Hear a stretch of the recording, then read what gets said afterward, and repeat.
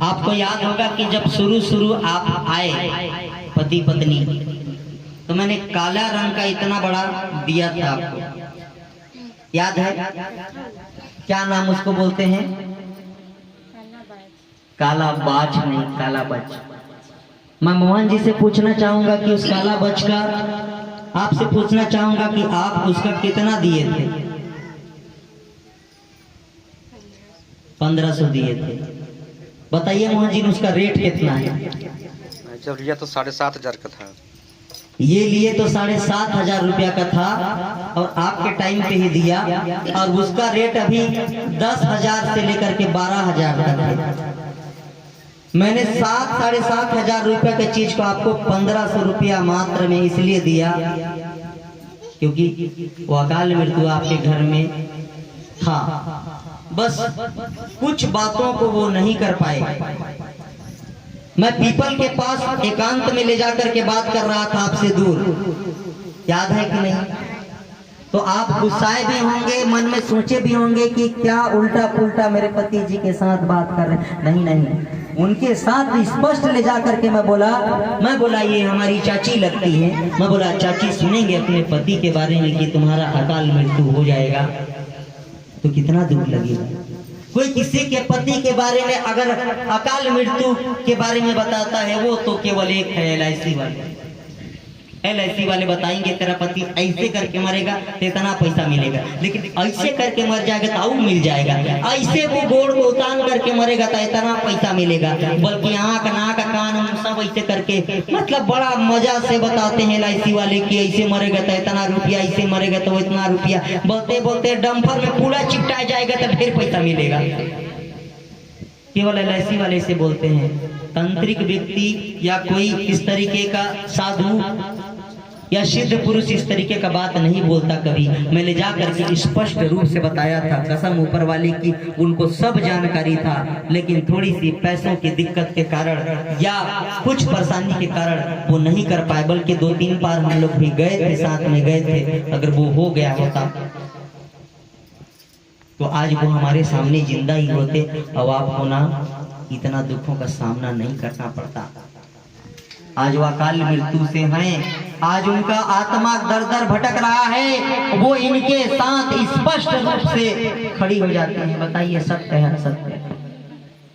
दरवाजा को पीट करके आ जाते हैं और खड़े हो जाते हैं बिस्तर में। पूरी रात भर नहीं सो पाती, पूरी रात भर नहीं सो पाती। वह आत्मा आ करके बैठ जाता है। कोई अंधविश्वासी नहीं, ये स्वयं खड़ी हैं। कई नींदों तक, कई दिनों तक ये सोई नहीं है। इनके आंख के नीचे वो कालापन स्पष्ट दिखाई दे रहा है। जरा देखिए ध्यान से, जो कई महीनों तक लगातार नहीं सोया हो, उसके आंख के नीचे वह पट्टी पड़ जाता है। यह स्पष्ट रूप से दिख रहा है कि खत्म हो गए।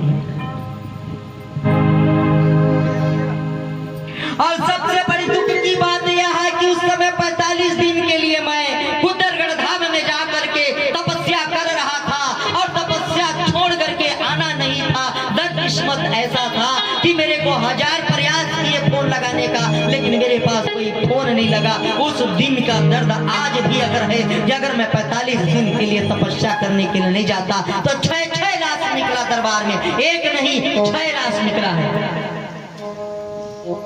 आज यह देखता हूं तो दुख लगता है कि शायद मेरी गलती के कारण हो गया क्या। यह दर्द सदा हमारे बीच में तकलीफ देता रहता है। आज एक अच्छा खासा परिवार जिनके पास में किसी चीज की कमी नहीं, लेकिन मांग खाली है तो सारा श्रृंगार खाली है। कहते हैं ना कि आज एक औरत का जब मांग का श्रृंगार चले जाता है तो सब कुछ चला जाता है। वह साथ रहता है तो एहसास नहीं होता है, लेकिन जब वह दूर चले जाता है तो एहसास हो जाता है। एक पत्नी की बात कहता हूँ। एक पति आया अपने घर से काम करके, जब पति आया अपने पत्नी से मांगता है कि भोजन दे दीजिए, झल्ला करके बोलती है जा निकाल के खा ले, मैं तेरे बाप का नौकर हूँ, रात दिन तेरा सेवा करता रहता हूँ। पति बोलता है जी क्यों इतना गुस्सा हो जाते हो, मैं पति ही तो हूँ। हाँ तो कहे पति हो तो तुम खरीद करके ले आए हो क्या? जाते समय डिप्टी बोलता है कि मेरा बैग ला करके दे दो, और जैसे बैग ला करके बोलता है उसकी पत्नी झल्ला करके बोलती है, तुम्हारे जैसे परेशान करने वाले पति से तो अच्छा तुम मर जाते। इतना ज्यादा लड़ाई।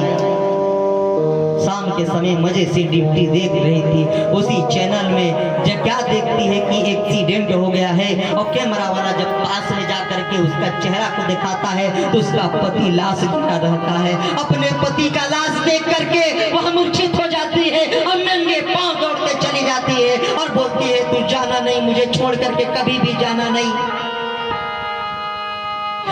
अब मैं तेरा बैग भी दूंगी, अब मुझे तुझे खाना भी दूंगी, अब मैं तेरा स्नान भी करा के तुझे तेल भी लगाऊंगी। उड़ जा मेरे पति, उड़ जा मेरे पति, अब तुम्हारा सारे बातों को मानूंगी। लेकिन कहते हैं ना कि जो छोड़ के हमेशा के लिए चला जाता है उसकी जिंदगी में कभी कोई दोबारा आता नहीं। इसलिए 4 दिन की जिंदगी है, अपने पति, अपने सगे भाई, अपने सगी बहन, अपने रिश्तेदार इत्यादि को कभी खड़ा खोटा मत सुनाओ। पता नहीं वह कल तुमसे बात करने लायक हो, वो बात करने लायक ना हो।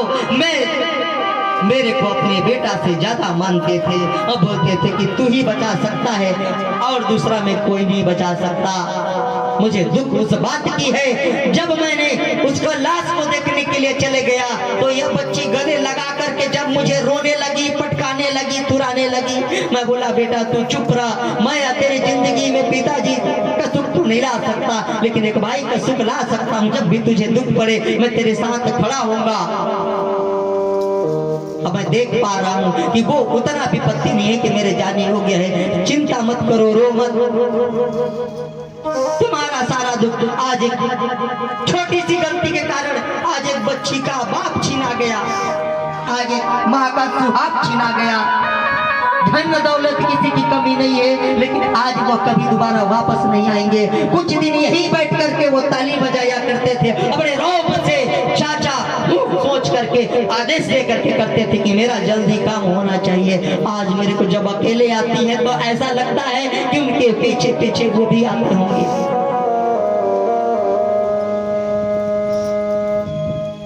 क्या बताऊं, पति 60 साल की उम्र का थे, ये 30 साल की उम्र की थी। उनके जिंदगी के सुख करके लिए अपने सारे दुख दर्दों को छोड़ करके आज ये आई थी। भगवान ने बना के इसके साथ बिगाड़ दिया। हे जगत जननी माता, आपने इसके साथ तो बहुत बड़ा दुख दे दिया, लेकिन एक चीज करना माता, अब इनका ख्याल तुझे ही रखना पड़ेगा और इसका कोई नहीं दुनिया में।